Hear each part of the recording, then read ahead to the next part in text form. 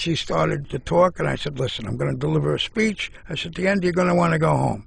I said, you represent a 34-letter word. I said, that word is love. I said, if we're going anywhere, we're going down the aisle because I'm too tired, too sick, and too sore to do any other damn thing. And she turned around and she said, well, of course I'll marry you. And the next morning I called her as early as I possibly could. And he always gets up early.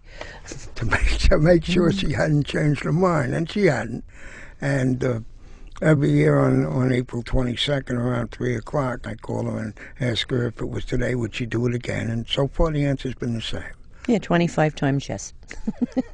You see, the thing of it is, I always feel guilty when I say I love you to you, and I say it so often. I say it to remind you that as dumpy as I am, it's coming from me. It's like hearing a beautiful song from a busted old radio. And it's nice of you to keep the radio around the house. If I don't have a note on the kitchen table, I think there's something wrong. You write a love letter to me every morning. Well, the only thing that could possibly be wrong is I couldn't find a Suey pen. To my princess, the weather out today is extremely rainy. I'll call you at 11:20 in the morning. It's a romantic weather report. And I love you, I love you, I love you. When a guy is happily married, no matter what happens at work, no matter what happens in the rest of the day, there's a shelter when you get home. There's a knowledge, knowing that you can hug somebody without them throwing you downstairs and saying, get your hands off me. And being married is like having a color television set. You never want to go back to black and white.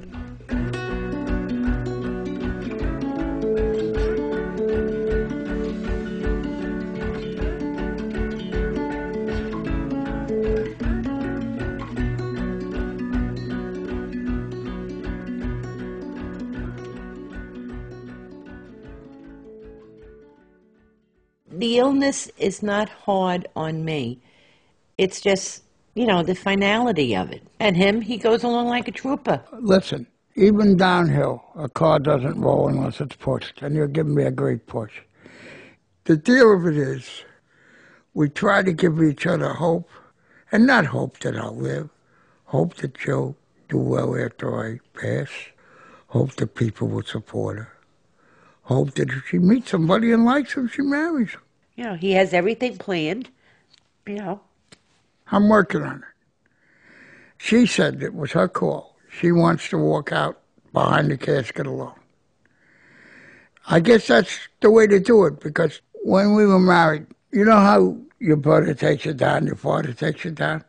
She said, well, I don't know which of my brothers to walk in with. I don't want to offend anybody. I said, I got a solution.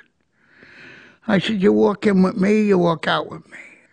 And the other day, I said, who's going to walk down the aisle with you behind the casket? To support her. And she said, nobody. I walked in with you alone. I'm walking out with you alone.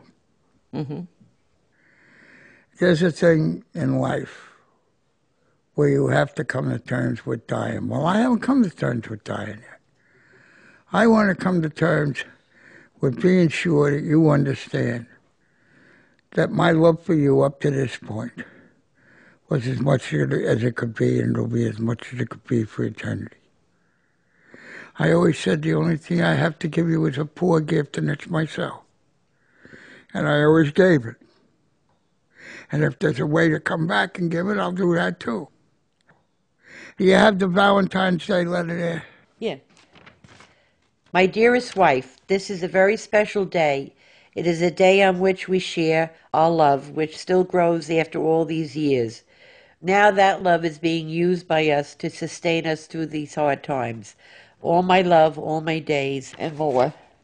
Happy Valentine's Day. I could write on and on about her.